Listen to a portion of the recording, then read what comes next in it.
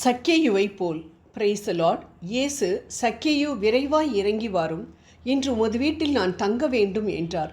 அவர் விரைவாய் இறங்கி வந்து மகிழ்ச்சியோடு அவரை வரவேற்றார்.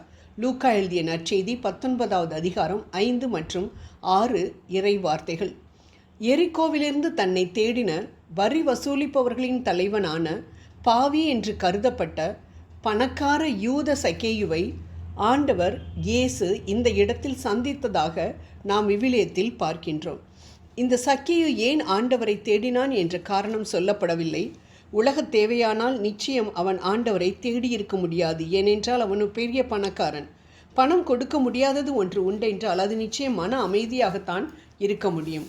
மன அமைதிக்காக தான் அவன் இயேசுவை தேடி இருக்க வேண்டும். ஏனென்றால் அவன் குள்ளனாக இருந்தபடியால் இயேசுவை பார்க்க முடியாததால் காட்டத்தி மரத்தில் ஏறினான் என்று நாம் விவிலியத்தில் வாசிக்கின்றோம். ஒரு சமுதாயத்தில் பெரிய பணக்காரன், நல்ல பதவியை வகிக்கக்கூடியவன், மற்றவர்கள் தன்னை தப்பாக கேலியாக நினைப்பார்களே என்பதை கூட பொருட்படுத்தாமல் மரத்தில் ஏறுகிறான் என்றால் என்ன அர்த்தம்? அவனது தேவை அவ்வளவு பெரியது. பணத்தால் தீர்க்க முடியாத அந்த தேவையை இயேசு நிச்சயம் தீர்த்து வைப்பார் என்ற அந்த நம்பிக்கையில்தான் அவன் அவரை பார்க்க வேண்டும் என்று ஏறினான். அநியாயமாய் பணம் சம்பாதித்து மன அமைதி இழந்தவனாய் இயேசுவை தேடினான் என்பது அவன் இயேசுவை சந்தித்தவுடன் நான் திரும்ப அனைத்தையும் கொடுத்து விடுகிறேன் என்று சொன்னதிலிருந்து தெளிவாக தெரிகின்றது.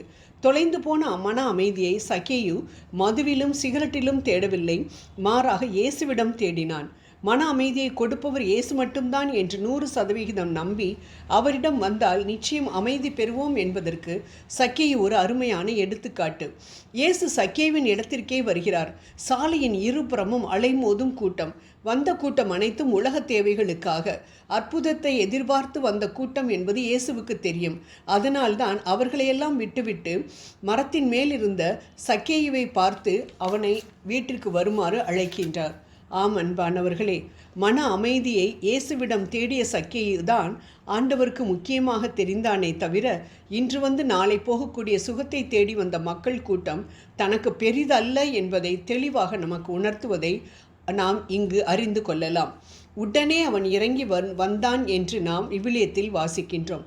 இந்த வார்த்தைகள் மிகவும் முக்கியமான வார்த்தைகள். நாமும் கூட ஆண்டவரை தேடும் பொழுது உடனே நாம் விட்டுவிட வேண்டும் என்று சில காரியங்களை அவர் உணர்த்துவார். ஆனால் நாம் விட்டுவிட மனதாய் இருக்கின்றோமா? உதாரணமாக, மகளே, நீ என்னோட பேசும் நேரத்தை இந்த டிவி சீரியலுக்கு கொடுத்துட்டாயேம்மா, அந்த நேரத்தை எனக்கு கொடுப்பாயா என்று கேட்கும் பொழுது நம்மில் எத்தனை பேர் உடனே டிவி சீரியல் பார்ப்பதை நிறுத்தி விடுகின்றோம்? அநேகர் இந்த ஒரு நாள் மட்டும், இந்த ஒரே ஒரு தடவை மட்டும், இந்த ஒரு சிகரெட் மட்டும், இன்று மட்டும், நாளையிலிருந்து குடிக்கவே மாட்டேன் என்று பிள்ளைகளின் மேல் சத்தியம் செய்யக்கூடிய மக்கள் கூட அநேகரை நாம் பார்க்கின்றோம். ஆனால் ஆண்டவர் நம்மிடம் எதிர்பார்ப்பது உடனே நிறுத்த வேண்டும். ஏனென்றால் அவருக்கு நன்றாக தெரியும் சைக்கிள் கேப்பில் சாத்தான் நுழைந்து விடுவான் என்று.